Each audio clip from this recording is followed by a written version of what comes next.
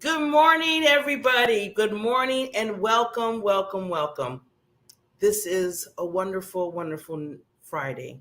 Of course, I know a lot of people are like, yes, Barbara, it's Friday. And not only is Friday, but it's a weekend, like a celebration weekend, because Memorial Day on Monday. So a lot of people might be either getting off early, or maybe they're already off, or maybe they just said, you know what, I'm taking the whole week. I don't care. But whatever you're doing, welcome, welcome, welcome to the Coaches Lounge with Barbara Beckley. I am so happy. I get excited on Fridays because I get a chance to really dig deep and meet people, meet individuals that are coaches, consultants, or maybe even trainers that basically make a big difference in a person's life by coming into their life and letting them and basically explaining to them, this is where you probably need to be, and I'm here to help you every step of the way in life. And it doesn't matter what kind of, I bring any kind of coach on because I feel like we need to get to know these people that come in people's lives and help them out. You can have a business coach, you can have a financial coach, you can have a spiritual coach, you can have a physical there's all different types. And I'm finding it out with more and more people coming on my show saying, hey, Barbara, I'm a coach. Can I come on and explain what I do? And I'm like, yes. I look forward to that because, I never seen too many shows. And, maybe I be missing the mark. I might, there might be some shows out there that are interviewing just strictly, coaches, consultants, and trainers. And it could be. This is a vast, big world, right? I haven't seen everything.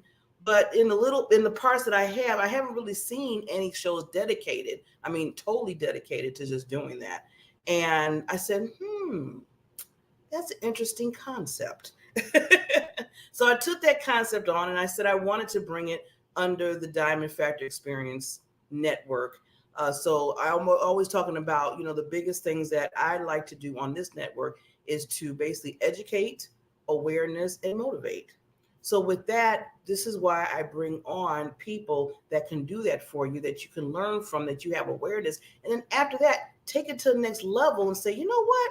I kind of like what they said. I kind of like what they're doing. I kind of like what they motivated me about on the show. And then come from that point and say, yeah, I want to get with them. I want to talk to them. So if I can just be just a little itty bitty piece of that, hey, that just warms my heart and my soul. So with that, we're going to get the party started because we have a big show to do, and I want to make sure that you get every little piece of it and not just me talking on and on and on, because it's not about me. It's about the Coaches Lounge. Here we go.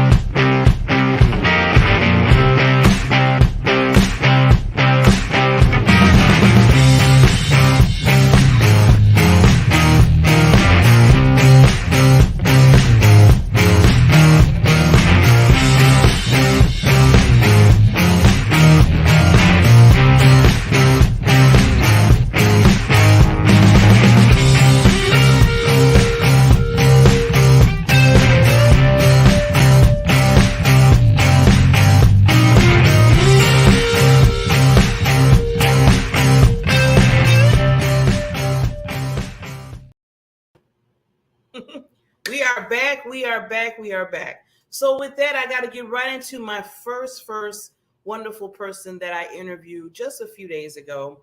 Wonderful lady. Her name is Carla, and she is doing amazing things with healing as a healing coach. And she's doing some other things too with the Global Women. She's now officially a director over one of the Global Women's I call it hub that she's doing. She just started last week. So I want you to get a chance to get to know Carla. I know there was some other people that were scheduled, but sometimes, when you're a celebrity, things happen.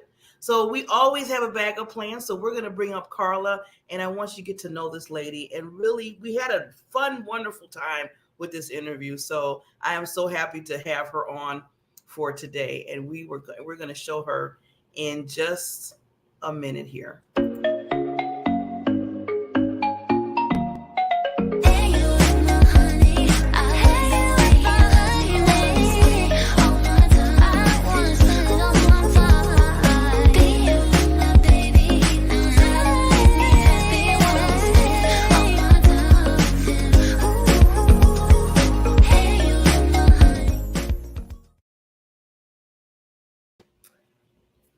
Hello, everybody. This is Barbara J. Beckley, and I am here with the Coaches Lounge with a wonderful, amazing, fantastic other coach that I bring on every Friday so you can meet the coaches, understand what they do for individuals in their life, and how they move from one direction to the next in whatever atmosphere that they're trying to work at.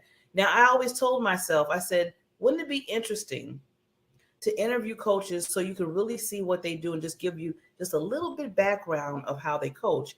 And then you can decide, hey, I really want to talk to that person because they really know what they're talking about. And then understand what coaching really means, because sometimes people don't understand that it's a difference. So every Friday I bring on the coaches, and they basically any type. A lot of people ask me, well, what type of coach do you interview? Any type of coach. I'm just bringing all different kind of coaches so you can have a mixture. And today we have a wonderful and awesome lady that we've been going back and forth between me and her trying to get together. And I'm going to put it all on me. I'll take it. That we always been missing each other. But you know what? We don't give up on each other. My wonderful, I call not just a coach, but I call her a true friend of mine, Carla. And we've been knowing each other for a while. I feel like we've known each other for years, but then, like you said, the world, we get busy. But you know what? And Carla's going to attest to this too. We're going to talk about it. Busy's not going to cut it. Don't make that an excuse to get together with people that you really, really come in contact with. That's really special. So, Carla, welcome to the Coaches Lounge, lady. I'm so happy that you're here. Thank you. And I'm really happy to be here. And yeah, it is kind of a running joke between the two of us.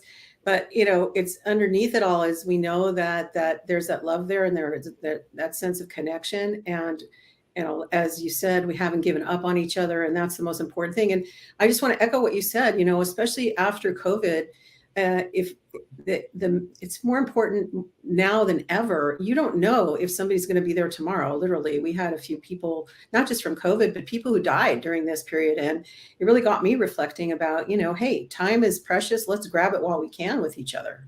Yes, definitely. And the more and more, that's why I put it on accountability on me, because like you said, some people that passed in COVID, not to get into detail because we want to talk about you, but I lost 12 relatives and friends in 3 months time during COVID. And I just right there, Carla really had me just reanalyze, just think of what I was doing, and am I doing the right, reaching out to people, talking to people, checking on people and everything. You can put that busy thing in front of everything, and that just, you can't use that. You just really can't. And that showed me that I have to do better. We just have to decide, really at the end of the day, what's the most important thing. And one of the things that came out of COVID for me was, looking at my legacy, like, what do I want to leave? And am I content with where I'm at right now? Is this enough? And for me, it wasn't, which is good because it helped me start to take some steps that we're going to talk about later. So, yeah. So I had to do you proud because you are a coach. And I'm going to do this embodied, emotional, intelligent expert healer and coach. Did I say it right? Yeah, embodied emotional intelligence healer and coach. It's a mouthful. But I So, want to do it good slow and I job. want to do it justice. I did good job. Yay! I get a little stuck in the corner. Star. but lady, I just want to before because I want you to dig deep into this because people really need to understand what you do because it's very important. And a lot of times you hear that title and maybe some people are asking, what does that really mean? What does that do? And you've been doing this for a while and you are, I call you the expert in this area and you're helping so many people. So can you just, just dive a little deep on, first of all, why you chose to do this particular Sure. coaching and how does it help others? Sure. So I had a career in Hollywood, and there were different careers in Hollywood. There was one in public relations where I worked with people like Michael Jackson and Rick James and uh, Herb Alpert, some of these people, George Benson. Some people may not even know who these people are, but they're amazing icons in the music industry. Even the Bee Gees and Michael Jackson. I'm trying to think who else. Anyway, so I was working in public relations, and I had an event that happened that really slayed me, where a man got promoted into a job that I really should have gotten. Basically, my boss and I were carrying a heavier load than any other public relations people in the building. And he decided to leave. He'd hit his glass ceiling and he wanted to go launch another firm. So everybody was like, well, of course, Carla's going to take over his job. And we were all shocked when a man got put into the position who didn't know the clients and didn't have anything. And the company had the nerve to say, could you stay and help him? And I'm like, are you kidding? No. So he was like Darth Vader, at night when nobody was around. We heard that he was, going through the trash and looking up secrets on, not only the employees there, but also some of the celebrities that we were working with, that's a big no-no, right? But he'd done something right, or maybe he had something on one of the upper management people, and he got that job. So cut to, me, I eventually got recruited to another PR firm, and they made me a vice president. And I realized there after a little bit of time, I was like, you know what, I don't want to do this anymore. I think I'm over it. That whole thing had left such a bad taste in my mouth. Mm-hmm. So I ended up studying a little bit about story development, and I went to some night school classes, and I got recruited into a great job doing story development, which is the people who take a script or a story and turn it into a sellable piece of material. We would package the talent and then maybe rewrite the script, or even sometimes I would write the treatments or the script and then turn around and sell it to somebody like Disney or whoever. Wow. And I loved, I was working with this great guy. The guy who brought me in was amazing. Well, he got fired, and they asked me to take over his position, and they didn't want to give me a raise, and they didn't want to change my title. So I was like, okay, this is 2 times in a row that, I felt like, this is not fair. It's not the world I want to live in. Mm-hmm. And I think those 2 decisions, actually, those 2 experiences impacted me in a deeper way than I realized at the time. And I'll cut to that in a minute. So anyway, I was working, when they wouldn't give me a raise, I decided to work harder. Maybe I just, if I'm not good enough. That was how I started internalizing it from the 2 experiences. And I ended up having to go home because I was sleeping a lot on the job. I had a constant fever. I had an elevated white blood cell count, and I just couldn't do my work anymore, and I had to quit. And so that was a good thing and a weird thing, because all of a sudden I went from this powerhouse to like, hey, I can't do anything. I couldn't walk from the bathroom to the bedroom in my teeny little 800 square foot house. So that was, quite an So what now look at me, I'm like, what was it? Oh my God. So the truth is they never were able to completely identify what it was. I spent 2 years in bed, and I went through every test. They tested every orifice, every liquid. I tried, the doctors decided he was sort of, ran out of steam too. And he handed me these antidepressants, and he said, I think you're depressed. Maybe you should go home and take these, And I'm like, wow, I wasn't depressed until you gave up on me. You know what I mean? That's what happened, literally. And so I was like, I don't know. I didn't know what to do. And I was like, okay, well, maybe he's right. I don't know. You know, that doctors were still gods to me at that point, right? So I went home and I took the antidepressant, and I ended up um, within a few minutes. I actually was sitting on the toilet trying to fix my hair, and Mhm. I remember trying to lift my arms over my head, and I couldn't get them up, you know, and I just was so weak, and I collapsed on the toilet. Oh, And then I was depressed. I mean, I got it not, I just went from here to hopelessness. It wasn't even depression. You know what I mean? It was just like, just like, yeah. this is it. My life is over, you know? Um, so I, whew, and so, but you know, it was a good thing because after I took that pill and I had such a horrid reaction to it, I decided that was not the path for me. And this was Mhm. not going to be my story. That was not going to be Mhm. how my story ended. So I No. dumped him out, and I haven't taken a medication now in over 30 years, just so you know, like for anything.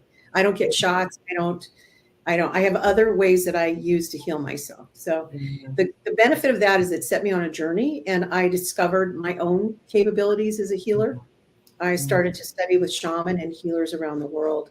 And I had some pretty, you know, wild experiences during that time. I've shared a few of those with you in the past, but just for the benefit of the audience, maybe just one little, you know, kooky little story. Like just one of the guys, there was this substance called uh, That's it. alchemical mercury, and it was Mhm. supposed to help you transport from wherever you were to somewhere else. And so, but in order to get it, I had to meet with this Australian Swami.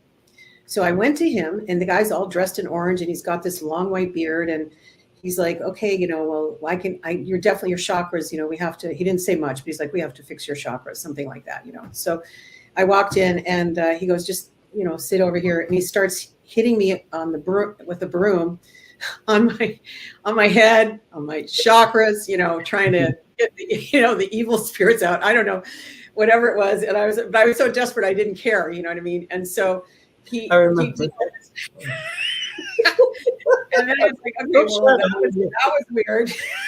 I was when you first told me that, Carl. I was like, what's going What? on?" And then you would say you know, you can tell when you're in that state of okay, I just need whatever. You know how sometimes you kind of just You try just what. gotta suck it up.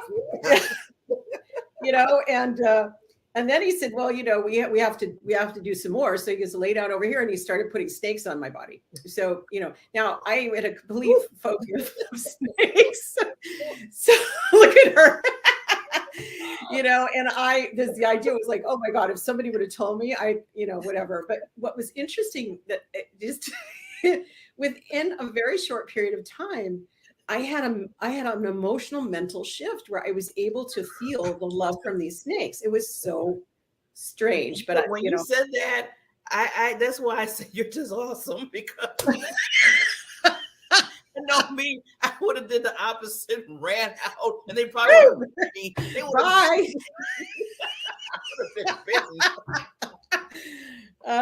So yeah, and I did get my alchemical mercury from him, and I did work with that for a while. I do believe it was part of the healing process.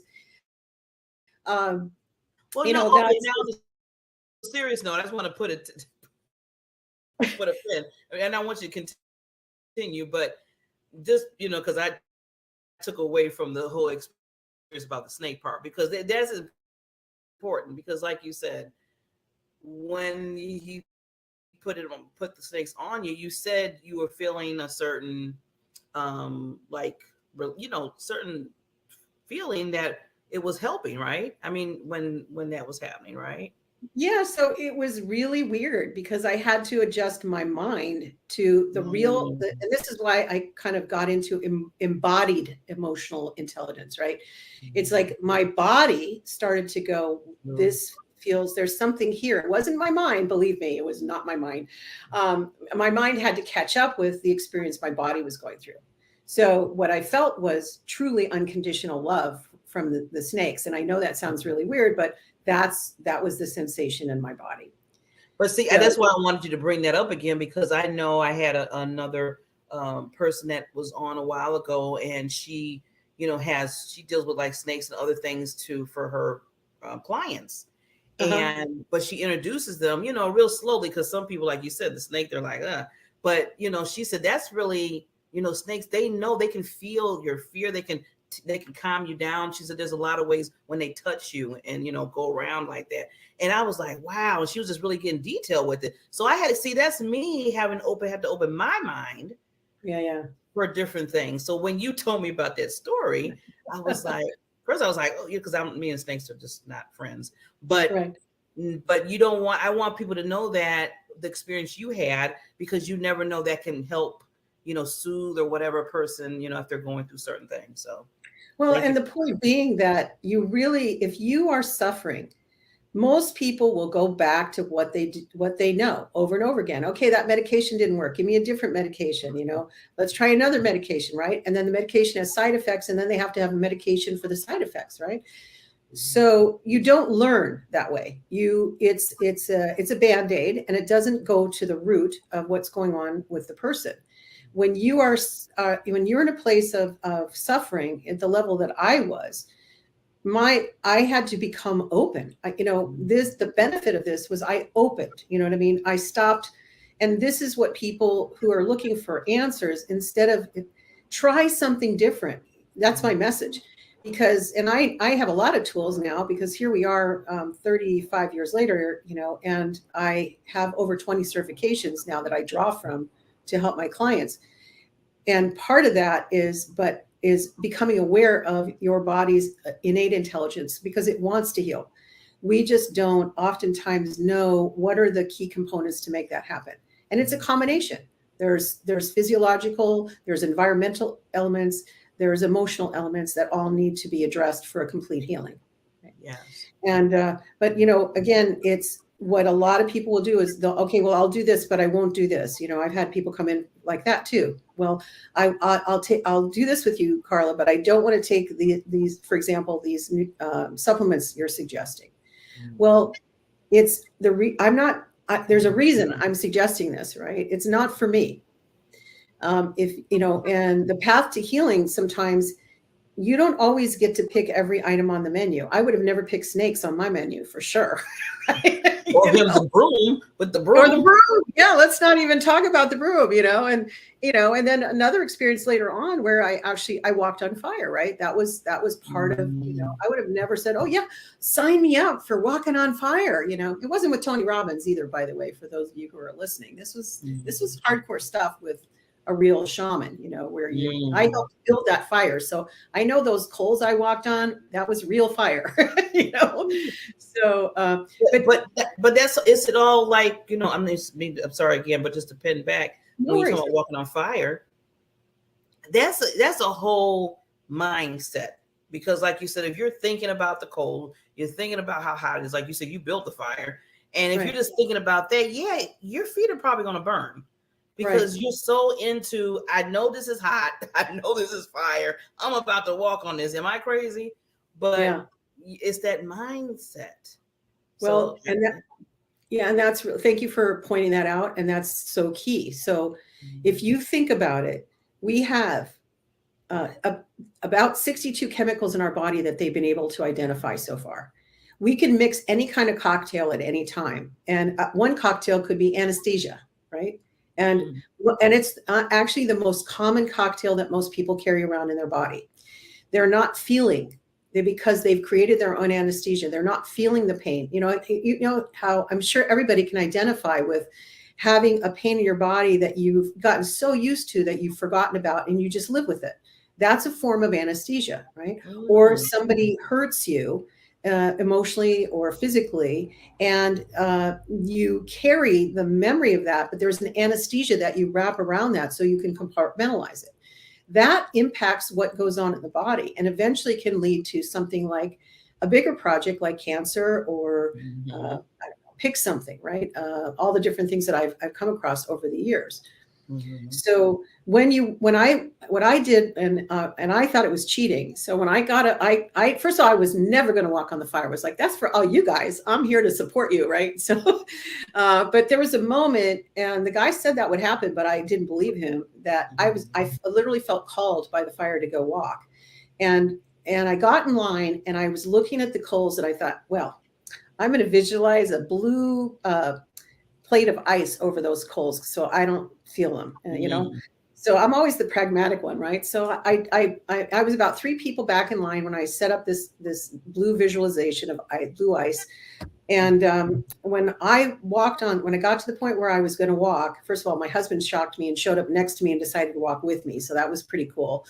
Um, and uh, I know and you then, like. yeah, right. Like, what are you doing here? And then I walked, and all I felt was cold under my feet. I didn't feel the heat. Mhm. Now, if you'd said to me, Okay. visualize this and feel this, I would have never believed that I was capable of that. That's why. See, I'm glad. See, I'm glad you're bringing these good points up, Carl. And that's what I was saying, because you felt coolness. Would you ever have imagined with hot coals that you're walking on some fire, that now you're feeling a cool sensation because of, you basically getting yourself prepped for that. So that's like a state of, like you said, and what was it, anesthesia that you Well, did? yeah, a form of anesthesia, or you can call it like the power of visualization, however you want to call it. But whatever it was, I did. My husband, now he didn't know about my visualization. He's like, "Oh, that was odd. It was cold when I walked on the coals." And then, and the story gets even weirder. So later that night, we're in this cabin because we're away at this retreat, right? And there's a couple other couples that are in the same cabin, and we're all sitting around standing around the table in the kitchen, talking about our experience, right? Because some people got burned, right? I didn't get it. I didn't get a burn, right? So, but what's funny was they started talking, and the people who were 3 people ahead of me all said the same thing. It was so weird. When I walked, I felt ice underneath my feet. They felt my visualization. That Wow. was what was so interesting, right? The connection. It's like, wow, you help not just yourself, but everybody in line to get through Right, this right. polls.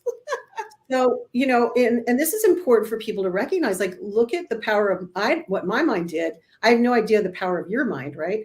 But we can suggest that if you're going to think nice things for somebody else and envision them having a good thing happen in their life, look at how you can potentially support them, not just for yourself, but how can this skill be used for other people?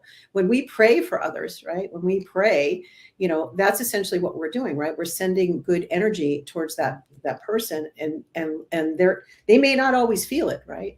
Like Yeah, in my case, I had evidence, right? And and I still kept in touch with at least one of the people, and she from that group. That was a long time ago, and she's like, "Remember when you did this?" Like, yes, I do. So anyway, but yeah, so the mind, when we're talking about healing, is so central to our healing process, because we're not talking about, my illness was not psychosomatic in the way that people think of it. It wasn't a mental illness, but because of the state of mind I was in, and not having the tools to overcome emotionally what had happened to me at that time, I stayed in that state for 2 years, right? Had I understood what I know now, that would have been done in much. But I think I don't regret that I had 2 years in bed. I think that was it was a great time for me to do a deep personal dive and start to study and learn, and you know what I mean, and really readjust my priorities. So yeah. yeah. Well, I'm going to throw in some, and I know with time, but I want to make sure because we have some else that we want to talk, what you're doing wonderful in. But when you were talking about there's a certain reason why certain things happen, like you said, for those 2 years, not that you wanted to be laying in the bed and not knowing what's going on, but there's always another purpose. And what happened to me just a few days ago, I was going to the doctor. I had my regular doctor's appointment finally after 2.5 years. I said, let me just do this. But I had to stop at the store for a minute because I had to get basically some juice because I didn't have nothing that day. So I had to just get some. And I dropped my keys in the car and shut the door. And my cell phone was in the car. So I had my cell phone and my keys in the car, Carla. And I'm sitting there and I was, you know how you just stand like in a shock for a second, like, did this just happen? Did I do? I'm sitting there looking at the window in my car, like the driver's side, looking at my keys in there and my phone inside the car, saying, I Oh can't my even God. get to that. And it was like, it was this one little store that I was at, and there was another store, but they were closed, and that was it. So, okay, imagine this with no phone, get in the car with the keys. So usually, with a cell phone, at least I could call like my, the emergency, then the 24-hour. Right. So what did you do? So I went in the store. Well, they weren't open yet. They weren't open for another like 30 minutes to an hour. So what I did, I had to stand out by the car and wait and went through my little whatever. And then I said to myself, I said, okay, Barbara, you always tell everybody this when you're coaching people, when you're talking to people. You can decide how you're going to handle the situation. So let's talk about this. And I had I calmed myself down because I was just pissed off at myself. I was just like, how stupid can I? You know how you go in there. Yeah. I said, okay, calm. And I did the oosha because I do that to calm myself. I go oosha. And I bring myself in the center. And I sat there, and I started walking around, looking at the birds, looking at the sky, because it was nice. It was like 7 degrees out. Wasn't raining, nothing like that. It was sunny. And I just really just started looking at my surroundings and making my mind, like you said, go in another place and not so think about what just happened here. So by the time I kind of calmed down, the store person, they came. I went in. I asked them very nicely if I can use your phone. I need to call, They let me do it. It was a 2-hour wait. But even with that 2 hours, they let me stay in the store, walked around and found some things I needed. I talked to the people, the owner. They were laughing. We were laughing, telling jokes. I got to know them. So it was, I took the experience, and I could have took something way in a different route, but I decided not to. I said, no, I can't go there. And saying all that, just reminds me of when things happen, just like that, like with you. You have to look at it. If you turn it around in a different way, it might not be so like painful. And it's just like, okay, this is, what's really going on. Yeah. Well, no. And that's so important because you can't control the circumstances that happen to you in your life. Mm-hmm. You can't control how you frame them or how you experience them. And a lot of times it's difficult for people to shift that perspective. What you did was you shifted into present moment, right? You became aware of the birds and the trees and the air and the temperature and those things. And what you did was you became really present, instead of the other place is we're not present. We've completely checked out. When we go down that road of, oh, me and oh, how stupid I am. And, all those things. And we can all relate to it, right? Mea culpa. It's just, the thing is ultimately we have a choice, and there's a difference between reframing and being a Pollyanna. I want to be sure about that. I think, when those experiences also, it's great to take that and go, okay, what was the learning experience? What did I learn from this? What's my takeaway? It might have been as simple as I need to slow down. You know what I mean? What it was. That was what it was. Yeah. Okay. And a lot of times that's what it is. It's like the universe is giving you, it'll give you these hints, right? Hint, then slam, right? Like she's not getting it. Yeah. So I mean, you hit it right on the head, Carla. It was because I needed to slow it down, and I seemed just like because that was the first time ever. I mean, usually if it was keys locked in the car, it was either my husband or somebody else that I know. It wasn't really me because I would take my time and say, but I was like you said, rough. And then next thing you know, that's what happens. And it pushed me. It was like, okay, you have nowhere to go. Yeah. You cannot sit here and get on a bike or in another car or whatever. So you need to just really slow it down.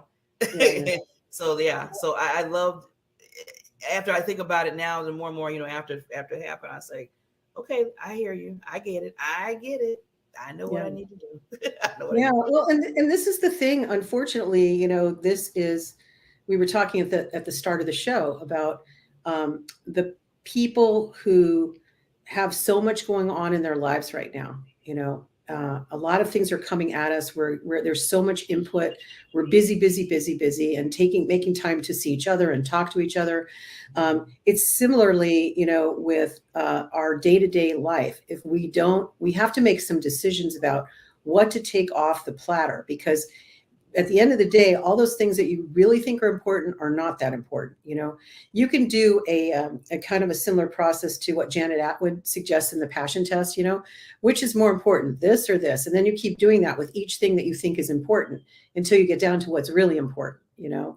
I would say, like, is it important or is it really important? Like, how much of this is me buying into that's that important, right? Mm-hmm. It's similar with our mindset about our truth. You know, is it true, or is that really the truth? You know, and then keep asking yourself, is that really true? But wait a minute, is that really true? That belief, is that my belief, or did I get that from somewhere else? And is that still true for me now? Because it may not be anymore, right? Yes. And then sometime the truth is it okay? Like you said, the important part of it might be important to maybe the other person that, you know, you're dealing with, but it's not too important for you. So then you put their more importance on you, and you're like, okay, this is not really important to me. I know it's important to them, but now do I need to adjust and do the extra and everything because it's so, you know, important to them? So that's a question you have to ask yourself too. If you're not working together, I mean, that's a whole different project of that. Yeah. Well, that's a good point. I mean, because I would say to, it's funny, this is terrible. It sounds heartless, but it's true. Like, is your emergency my problem? You know, I mean, sometimes sometimes it is, right? But a lot of times it's not. Like, the fact that you made this urgent was your choice, not my choice, right? So, yeah, and I'll wrap it up with that because I want you to talk about this other thing that you're doing wonderful. Okay. Is that when you said it's your choice, it's your problem, my problem. And I've been using the new thing lately, and people be like, Barbara, that sounds bad. And I'd be like, well, it sucks to be you. And they're like, what? So sorry, sucks to be you. Sucks to be you. But then now they turn it on me. Like, if I'm going through something, they say, well, Barbara, it sucks to be you. Well, there you go. I started it and they're finishing it. But no, I mean, on a nice tone, we all care for one another. It's just that sometimes you just got to create boundaries. I mean, sometimes you just can't do everything for everybody all the time. Sometimes, like you said, you have to create those boundaries in your life. And people, and just make them understand. I mean, you know, people have to understand that. Well, and the boundaries are part of being healthy and keeping you healthy, because if we don't have those, we will let other people sort of suck us, you know, suck that energy out of us. That's not really, I mean, I hate to use that term because it sounds like we're a victim. We're not really, but, you know, it's just making a decision like, that's important to me or it's not important to me. And, and do I really, you know, do I need to bend on this or not? Or is this, like we said, their problem or my problem? Or is it something we both need to work out together? You know? So that's where the decision has to happen. Yeah. So now I want to get to something. Now, with all this that you're doing in your business and everything else, you decided to take on something that I am just so proud of you for. And that's being one of the regional directors for Global Women. And I want you to talk a little bit about that because I was a part of it, and it is a phenomenal organization. And for you to step up in leadership like this, Carla, like I said, I got to commend you. So please tell the audience a little bit more about the Global Women. Sure. Thank you. Well, so Global Women is an international networking organization. We have about 18,000 members around the world, and we have clubs in different countries like Paris, United Kingdom, I think, has 3 clubs. There's Switzerland, there's Accra, there's Mongolia. We have some pretty interesting, Albania. So there are clubs pretty much all over the world. And the whole idea of the organization is to empower women, empower us locally and connect us globally. So we're kind of like a United Nations of women, where we do whatever we can to help each other be visible, raise our skill set, promote our businesses, shamelessly, by the way. So, but you know, I love the saying from Marilla Sula. She's the founder, and she says, if you want to empower a woman, give her a microphone. And I love that. So everybody who's a member at our meetings gets a chance to speak in front of the room for 2 minutes to everybody else, which is a really wonderful opportunity. And I remember back in 2018 when I became a member in the organization, I didn't even know what to say up in front of the room.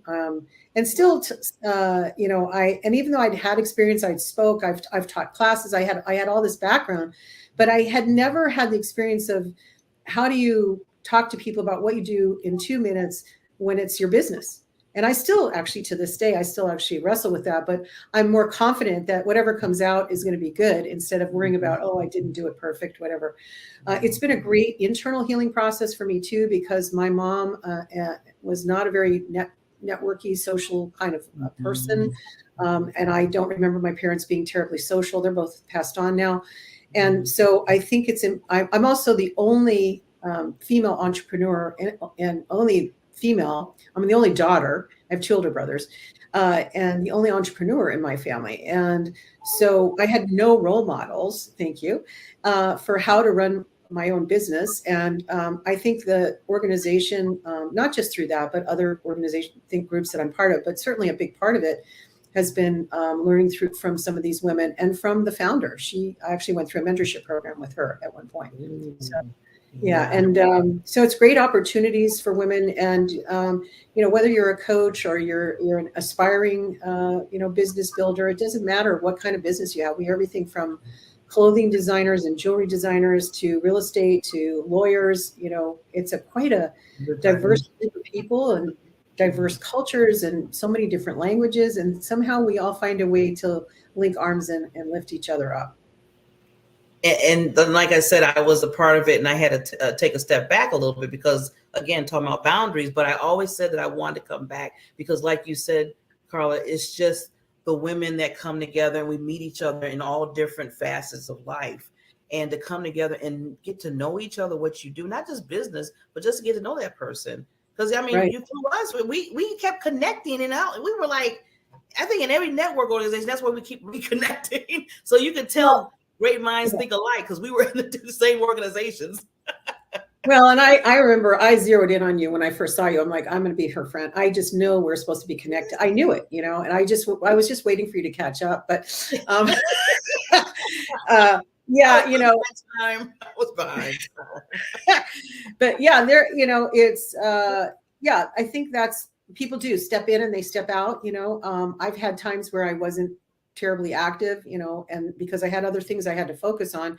And but taking on the yoke of regional director is a whole other level that I don't think there was a part of me like, oh, are you crazy? You know, this is so much, you know, I had no idea really what I was stepping into on some level. On some level, I was okay with it. I've organized volunteers in a charitable organization for 10,000 people kind of programs, you know. So I've done some big stuff in my life, but it's really different when you're launching, you know, something from nothing, right? Like literally. So this organization, I'm going to have the Orange County chapter, and I'm inviting everybody who's a viewer to please come and attend the meeting. You can sign up at globalwomanevents.com/Orange County. Barbara's got that on the screen for you. And you just buy a ticket. If you're not in Orange County, California, if you're not in Southern California, then you can buy a virtual ticket. It's $20 to attend, like it's nothing. And you know, like I said, you have to be a member to speak, but come and feel the vibe. You'll still get to meet and network with people in the when we do breakout rooms and things like that. And it's an exciting thing to launch this. And you never know how one little thing can change your entire life. And it could be one person you meet, you know. Yes.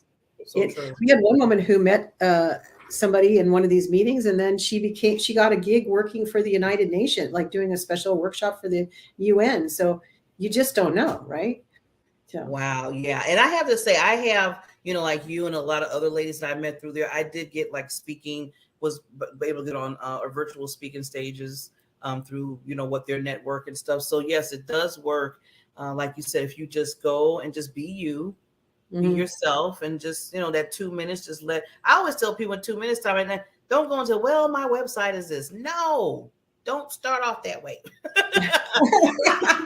This is a little tip for everybody, you know, because already it's like, okay, you didn't get me with hello. You know, you know that movie, so you got me hello, they didn't get me with the website. So just be you. When, you know, and then I think that's what happened. Like when you spoke and other women spoke, and they came from their heart and they wasn't Yeah. thinking about I had to be picture perfect, you know, Yeah. 2-minute picture perfect.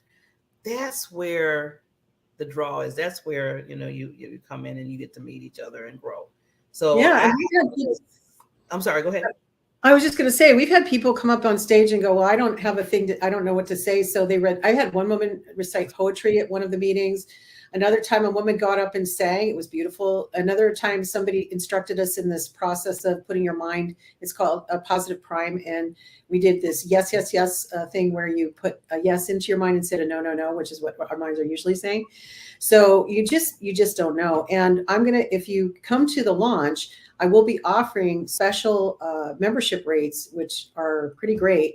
So I can only offer so many of those. But if you're interested, you know, in attending, please reach out to me. You can use my personal email, or you can go to the Global Women events.com/Orange County link and sign up. So yeah. Awesome. So lady, what I usually do with my wonderful coaches and guests that come on, I want to give at least 30 seconds. I'm going to take myself down, and I just want you to kind of give whatever thoughts that you have, like, you know, lasting thoughts that they can think of before we sign off. Okay, well, I would love to invite you also. I'm offering a special called an emotional alchemy session with me. And if you go to emotionalalchemywithcarla.com, I can help you if you're looking for some support right now. It's a very amazing deal, actually. It's probably over $1,000 worth of services that I'm giving away for, I think it's $79, where you get to eliminate a thought or emotion that's causing you either pain or keeping you stuck right now. We also do some other things, some essential oils to help anchor the new neural pathways and just helping you move forward. So if you're feeling a little lost, or you just have some pain or some anxiety going on, and I would love to connect with you, or you're just curious to see what I do, you can do that too. And during the session, I'm also doing what's called a brain talent profile. That's a visual representation. If you think of your brain as a smartphone with all these applications in it, we have 36 apps that we can use at any time to decide how we're going to get ourselves through any circumstance. And this shows you which ones you're leaning on the most, and maybe we'll show you some of the talents that you have that you're not using. So that's a pretty cool thing. So for any of you that are just kind of what I call EQ curious, you know, that's a wonderful thing. My last, in terms of thoughts going forward, I just want to say that getting healthy, moving forward in your career or your life, and getting out of circumstances that suck, frankly, it's all an inside job. And I know you've probably heard that before, but I have ways of working with trapped emotions that are holding you back, keeping you stuck, causing you pain. And it's not like years and years of therapy. We literally sometimes can handle things very, very quickly. So I invite you to connect with me more personally. I would love that. And I'm so grateful Barbara has me here on the show today.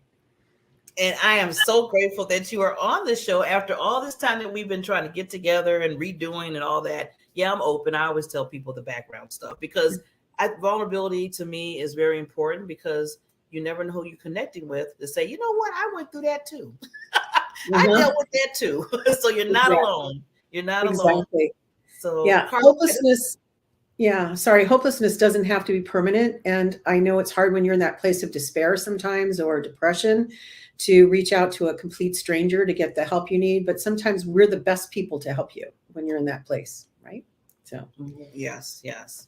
So with that said, awesome. Thank you again. Again, I commend you for what you're doing for people in the healing aspect, because it's very much needed. And I'm going to say that again to the audience. I'm talking to the audience now. So I want you to reach out to my wonderful friend and coach that she is a healer and just has a golden heart. And working with her, believe me, you will really see a difference in yourself and a transformation in yourself, because she cares so much for people when she's doing her job and her coaching and healing. And then also this wonderful thing she's doing as being a regional director for Global Women. So the whole thing, look at who we have here. This is a queen, as I call the ladies. I call them queens. Just think of it right there. It's right there. And somebody told me I need to start saying like that. You know how they did in the old. Right. I'm so sorry. My tiara is in my closet right now. You have an imaginary one that I always want you to think of. Okay. With that said, lady, thank you so much. I appreciate you. And we will be bringing you back, just to let you know. Take care. You got it. All right. Bye. When you do nothing, nothing happens. Best time to take action is now. This is the time to work on you and your business. So I've created a group, an online academy for professionals and entrepreneurs. Power Partners will help you to start helping yourself. Helped me change my life and my business. Not a Toastmasters, it's not a BNI, it's not any of these, but it is. So it's all this stuff in one place. Get the results that you deserve right now. So what are you waiting for? Let's make it happen. See you in Power Partners.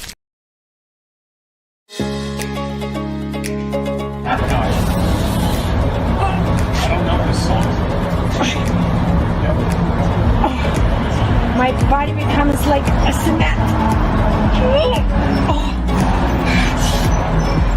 Oh my God. That was the better one.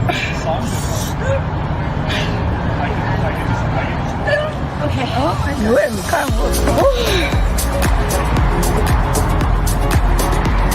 It's like magic. Literally like magic.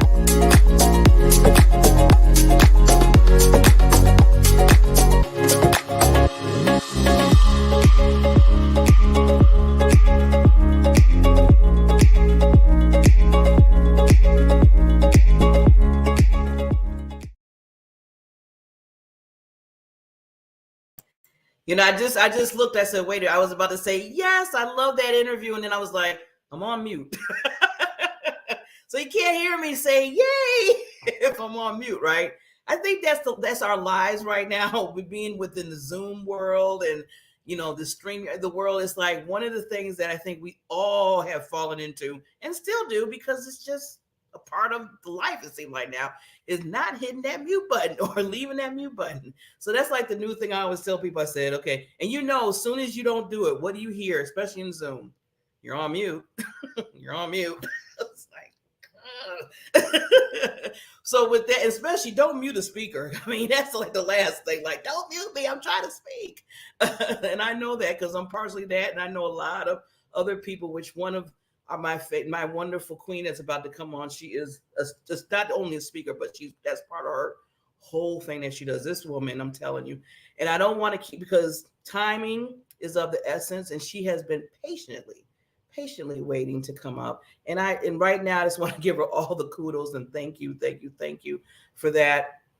Sometimes things happen with timing and people coming on. So I really appreciate her waiting in the wings. But believe me, everybody out there right now that's watching this show, this is worth the wait. This particular queen, Mandy Lemond, she is a life coach. She's her CEO of her company. She deals with individuals that dealt with like divorce recovery, PTSD, foster care, incarcerated, people that have been incarcerated coming out and try to just, get their lives back on track. I mean, she has taken on a lot for individuals because she went through a lot in her life. I was reading over and over again her bio and her background just a few days ago because I always want to make sure I'm prepped and understanding these queens. And you're going to hear, and I hope because I know she's vulnerable to share a story, but not because of a victim mentality. See, I always tell people this is not about being a victim. This is about being victorious in your life and to spring up and help others. And that's what she has done in her life. Golden. I mean, I always talk about, having the golden heart. This woman has a golden heart. And now you might say, wow, this is your buddy, your friend you've been known for years. I said, no, I haven't.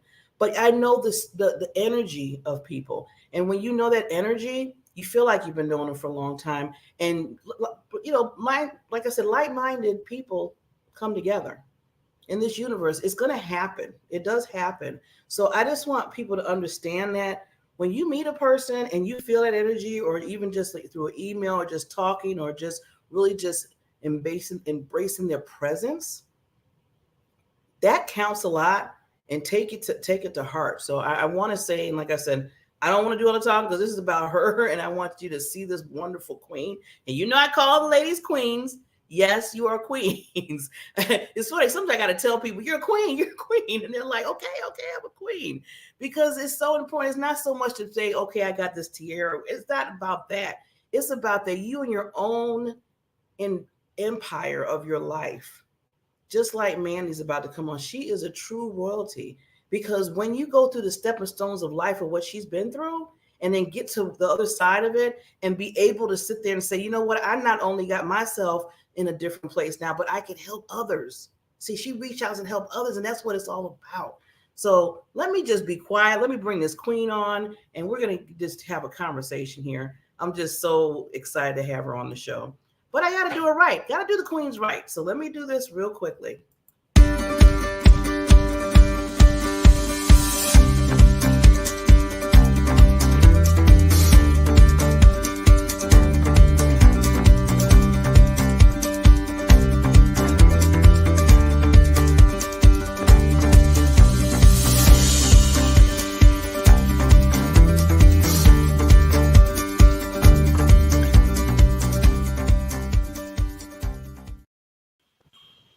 Wow, that is beautiful. Who is that girl? That's you. That is you. It's not. It's not. She's like a fun person. She does. Oh my God. How are you?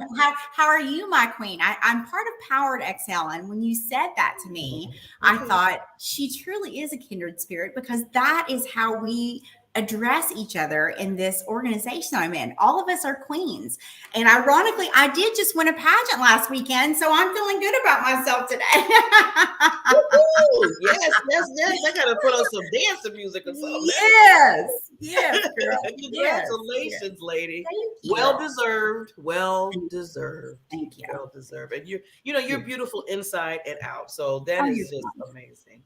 And see, we need to do more of this, putting the love with each other. So I'm so glad that you signed up and said, you know what, Barbara, I'm interested, because I put it out there to call for coaches, consultants, and just trainers and people making a difference in people's life. So thank you for taking to that call. Thank you for having me. I was backstage listening to your past guest, Miss Carla, and one of the things that she said is something that resonates with me so much, that I say and that you said, it's not a problem, it's a situation. I learned that in Jamaica.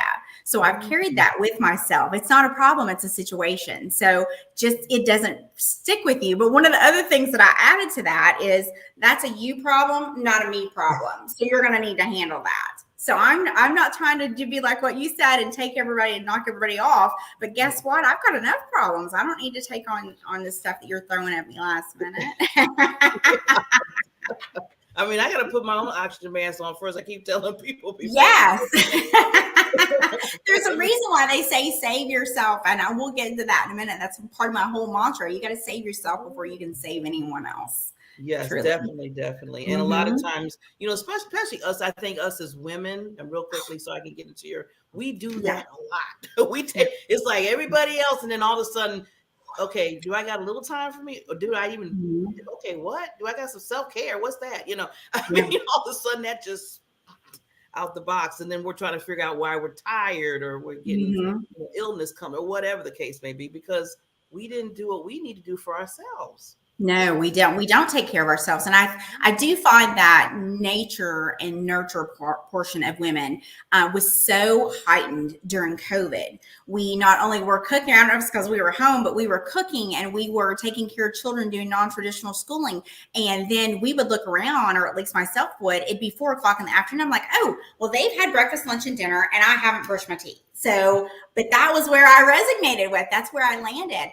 And it turned into, which I think a lot of us experience this, weight gain, depression. And now that we're past that initial shock wave of COVID, we're coming out of it and we're looking at ourselves in the mirror and being like, girl, who are you? Who are you? What happened to that girl that was getting up and going and working out and things of that nature? So,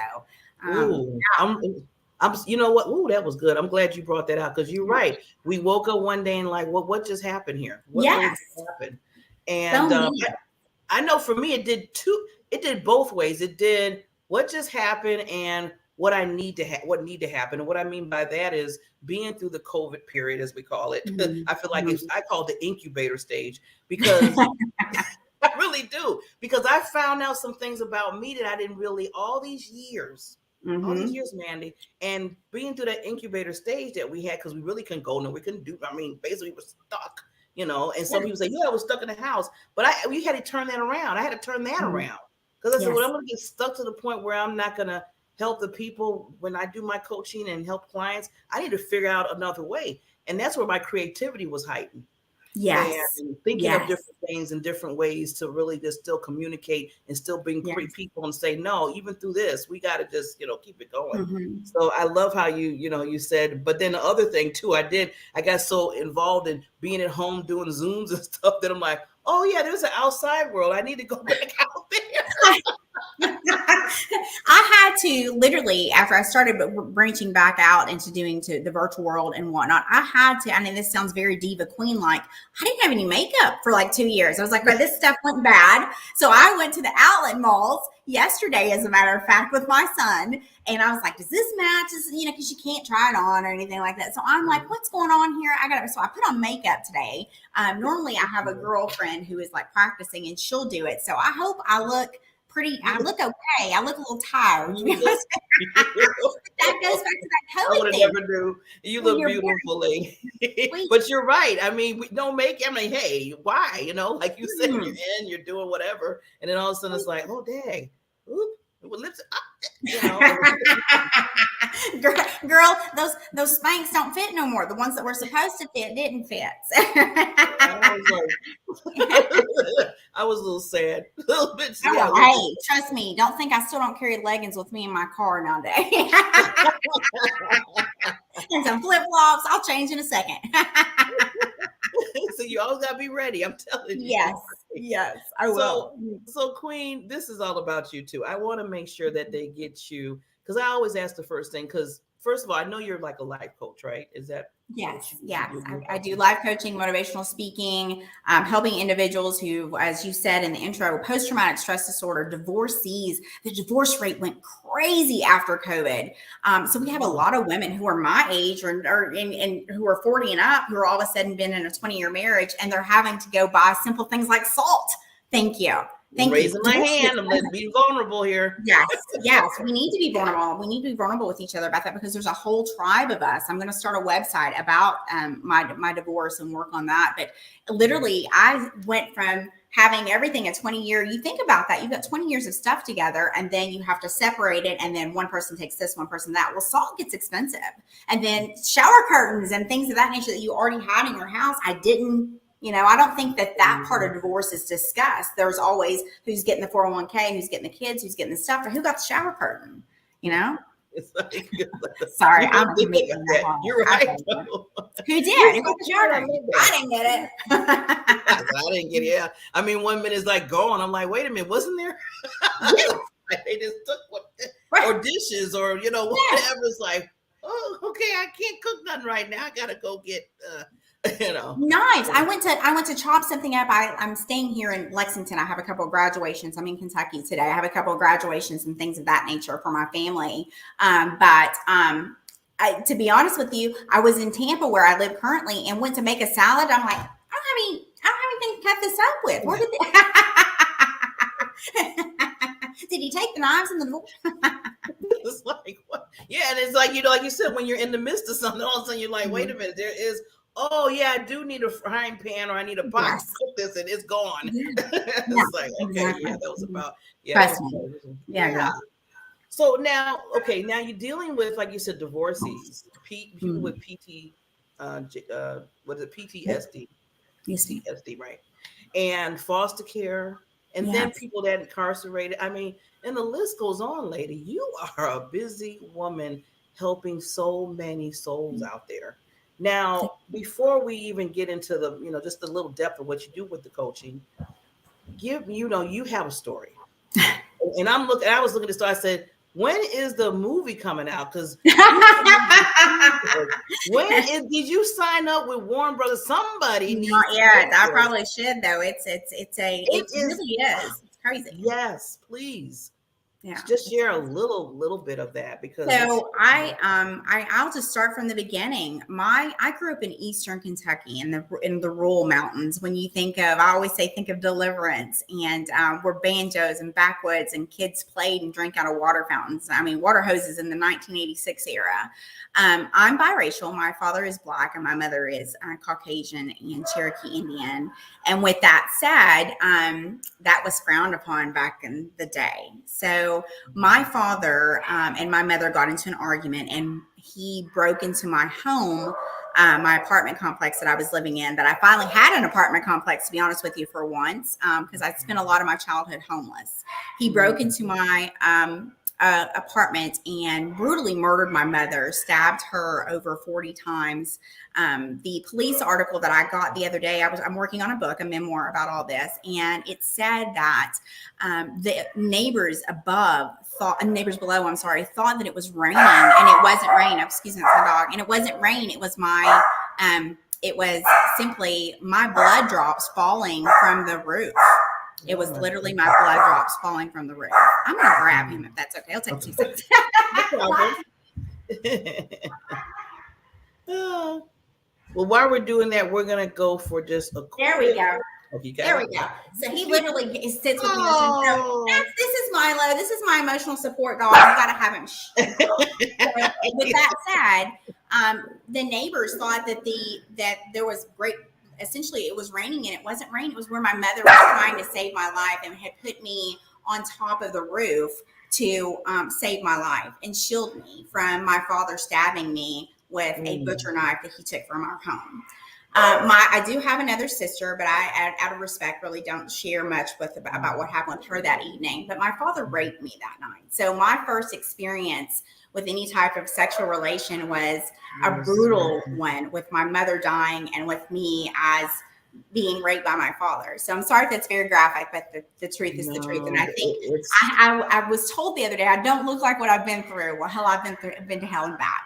So with that said, my father ended up going to prison, died there. My mother died there. I'm sorry, I get emotional sometimes telling this. I know. So I was sent to an orphanage, and I lived in an orphanage in Eastern Kentucky from the time I was 7 until I was 18. I aged out of foster care. So that's near and dear to my heart, and went to college with $5 and some bologna and some light bread. But God is good. And God is faithful. And I found favor with the resident assistant manager, and she allowed me to stay in one of the dorm rooms and then gave me a job. So I worked 3 jobs to put myself through college. I worked as a librarian. That may be my love for books, but I worked as a librarian. I worked as a resident assistant, and I also worked in a hotel. So I was # team no sleep long before this. I like that. What you said, Mandy? # team no sleep. Team no sleep. We're not sleeping until we get there. With that said, I also got an internship at a TV station in Lexington, Kentucky, where I'm currently staying, and got a job as a TV reporter. One day, a reporter just walked in and said, "Hey, I'm done. I quit." She just walked off the job. So here I am in college, green as can be, and got to be a TV reporter in a top 50 market. To my credit, and I will say thank you to the people who supported me through this. I won an Emmy. I won an Edward R. Murrow for my journalism skills for the covering of a firefighter that was killed as a TV producer. But I married what I thought was the love of my life, and he was a local news anchor and has a radio show. And we adopted 2 children. We found out, again, touched on infertility. We couldn't have children because of infertility. And our foster son, my sweet Michael had post-traumatic stress disorder. And after the death of another foster child, he went just absolutely insane. And one night, high on drugs, after reconnecting with his biological mother, he opened fire on the wrong house. And those bullets ended up hitting a 5-year-old. And he is now blind, and it injured a mother, and it injured 3 people. So my son, Michael, my foster adopted son, is now incarcerated. So he's dealing with PTSD in jail as well. And there's a statistic that says that 1 in 4 children who are in foster care will go to jail before they're 18. And while he was in high school, he'd been incarcerated. So that reigns true. And then if there's that generational curse of his mother, biological mother, she also had been incarcerated, as had her mother. So there's such a generational curse there, and it continues the lineage. So we got to work on that. But I ended up having, go ahead, I'm sorry. No, I was going to say, I mean, just to pin real quickly, and I see why you have all these plethora of things that you coach on, because you went through and you understand. Yes. I mean, the whole experience of everything. It really, from homelessness to being not having anything to eat at times when I was a child. I remember sitting in my grandmother's roach and rat infested house, and there was fighting a roach for my meal that evening. It was just a bologna sandwich. So I love food. I may not look like it right now, but I'm a big food girl. I love food girl. Food's very foodie? What they call it? Yes, I am. I love cooking and I love food. But my son, Michael, is incarcerated now. It led to post-traumatic stress disorder with myself. Rose reared its head because I didn't know what to do. I couldn't save anyone. So many of us women are all about saving people. And then when we can't, it creates a nightmare for us. So with me not being able to save him, I developed my PTSD, reared its really, really ugly head. And I ended up flying first class. I knew to fly first class. Listen to that. I flew first class to Tampa without a bag, and then got to the airport and said, hey, I need help. I was to the point where I asked for help. And that's a big thing. I got on the right medication. And I meditate daily. And I, again, mentioning Miss Carla, that was a beautiful story that she was telling about her healing journey. And I worship and I pray. And now I have turned that entire mess into my mantra, that you can turn your mess into a message. And that is where I am today. Well, I just got to sit in there for 1 second, because just hearing everything that you said, and I want, like I said, the people of viewers that are watching, that see, there's always hope. Yes. Always hope in anything. I mean, look at this beautiful woman, this queen of queens. It has been a journey. It's not easy. There are times where just yesterday, I had a day where I was like, okay, I'm going to have to do, as we call it, self-care. And I took to myself, and I went and to my local bar here, and I sat and had half a glass of wine and a baked potato. I don't really eat baked potatoes, but it sounded good. So I treated myself. And we don't do that very often, especially folks who've dealt with PTSD or any type of trauma, just as Carla was mentioning.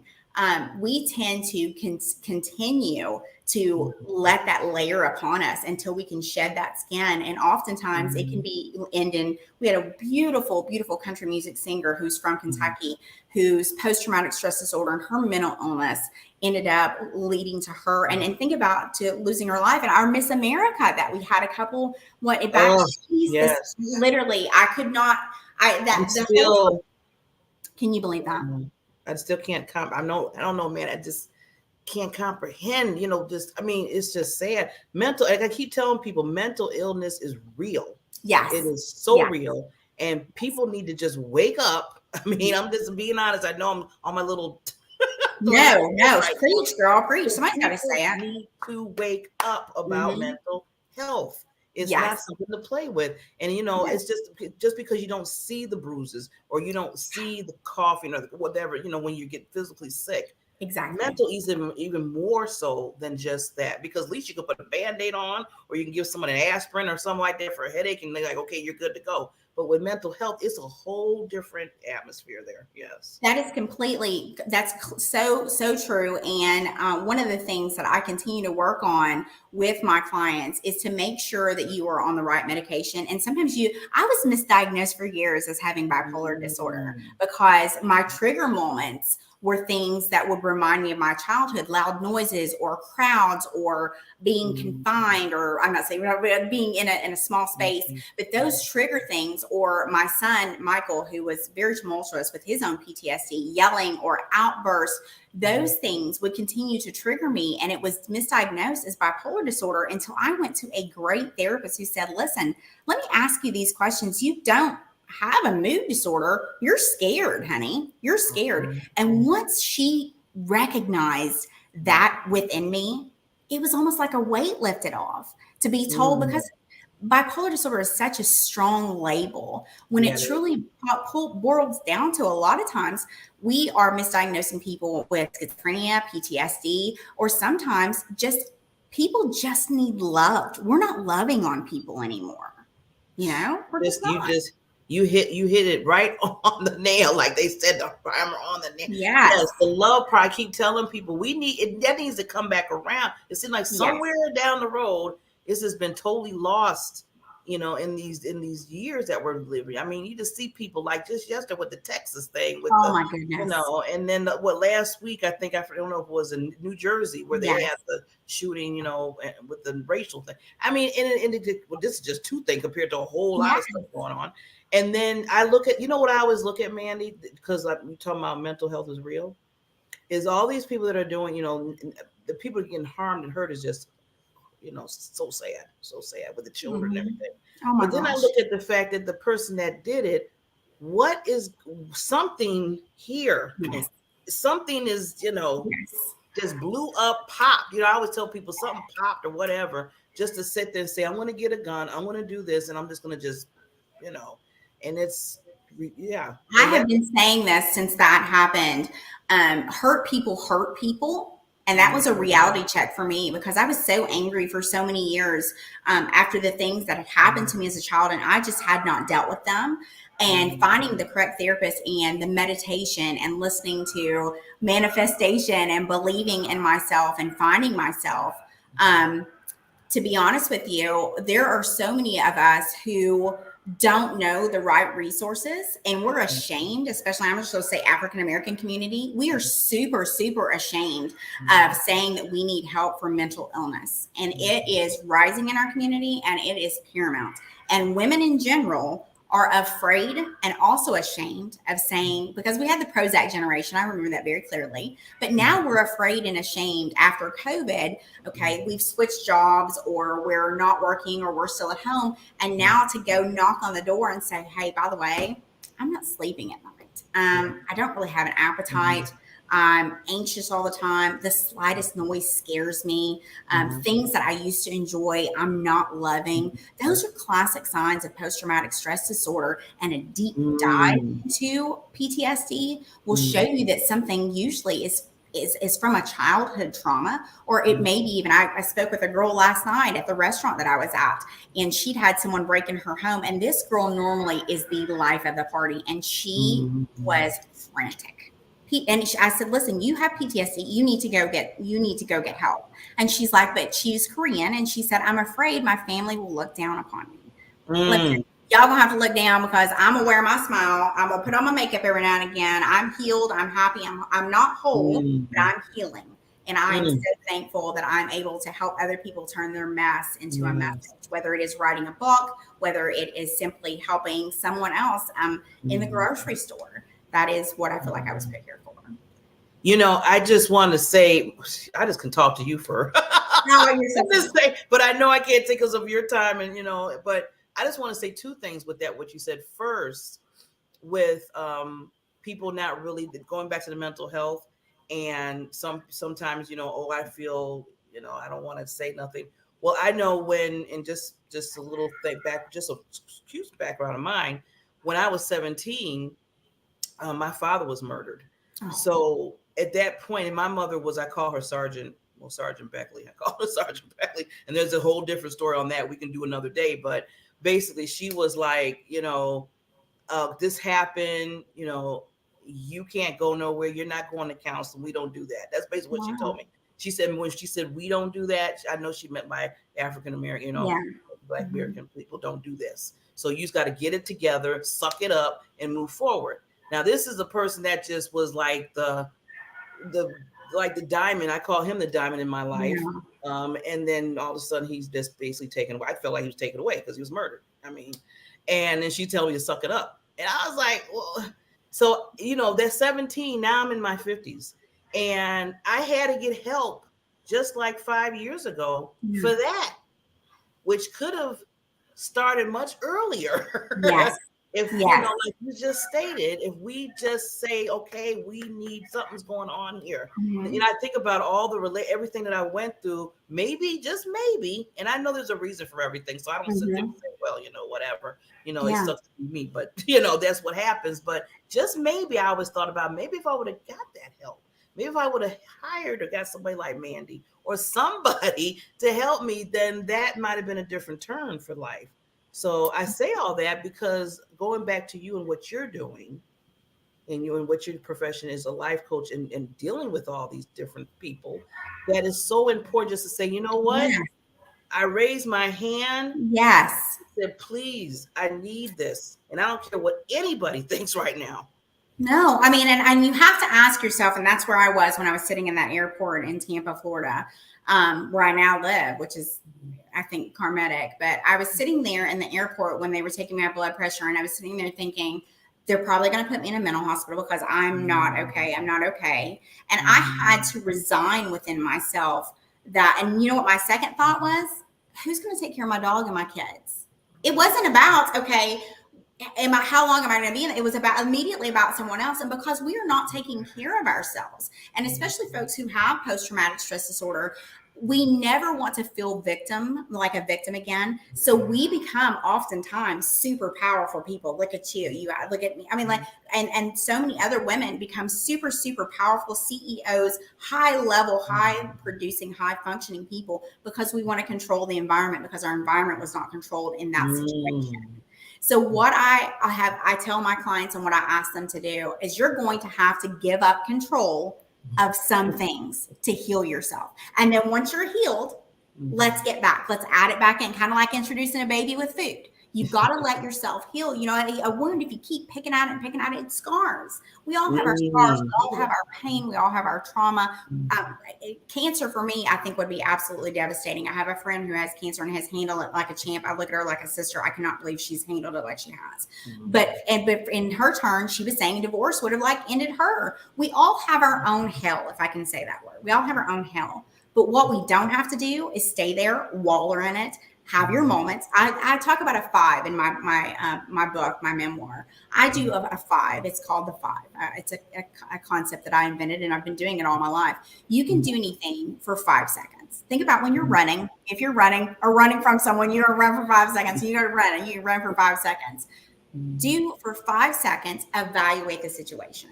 Next, then you are going to take another 5 minutes. Revel in it. Write down. I carry a notebook with me. Write down the situation and figure out exactly what you can do in 5 minutes, 5 weeks, 5 months, and 5 years to get you out of that situation.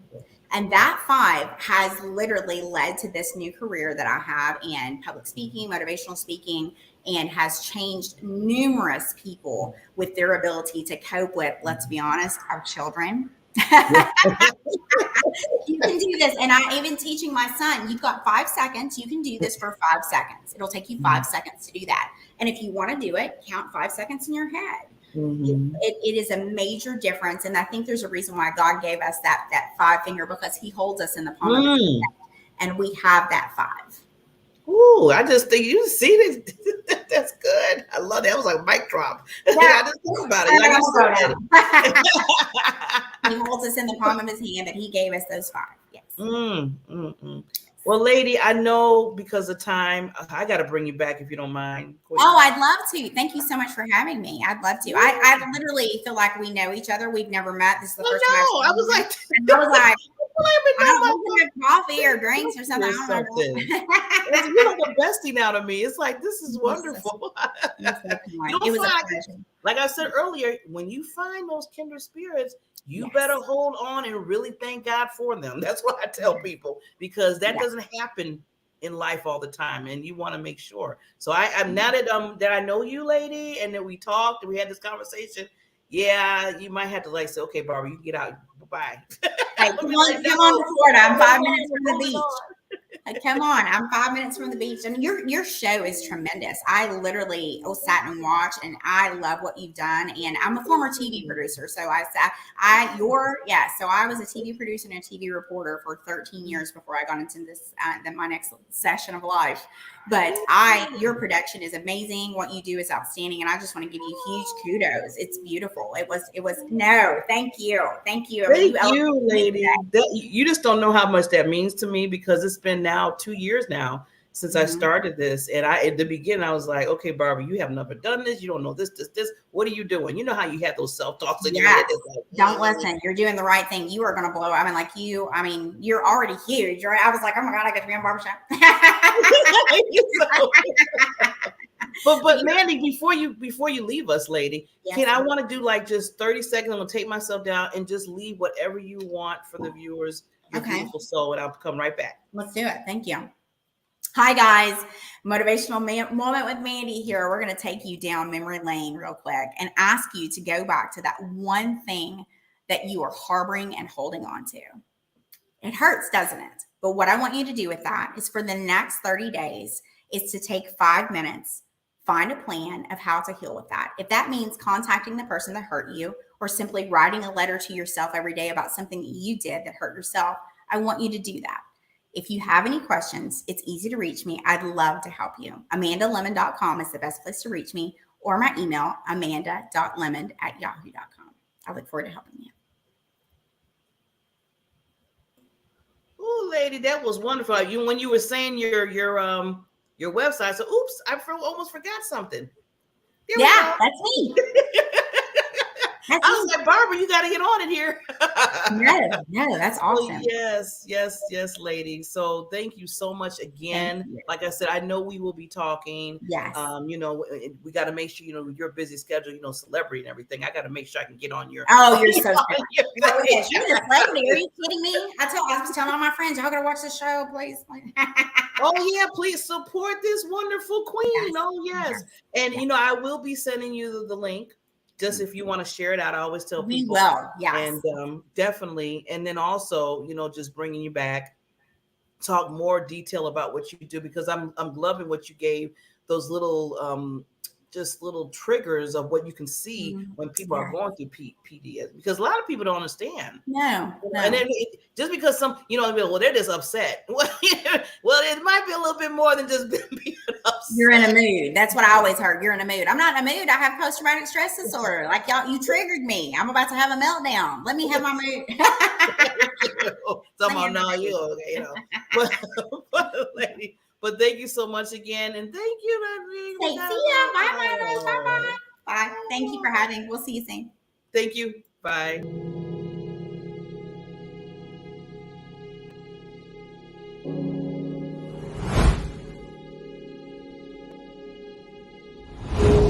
And although it may seem a little mundane, packing up boxes and being on the assembly line, what we're really doing is putting in hundreds of hours into the people on the streets who need us.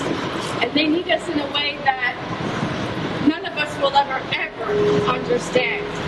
And for the last couple of weeks, I've been on the grounds every day.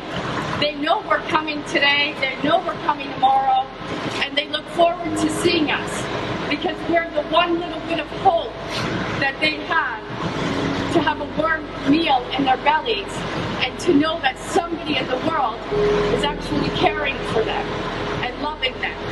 And without people like you showing up today to give your time, your energy, and your spirit, none of this is possible.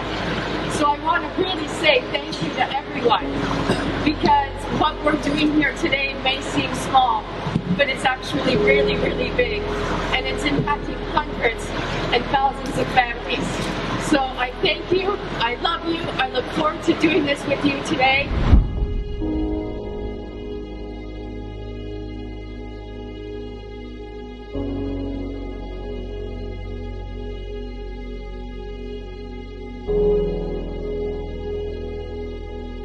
My name is Serena Buffalino, and I am the founder of Help Heal Humanity.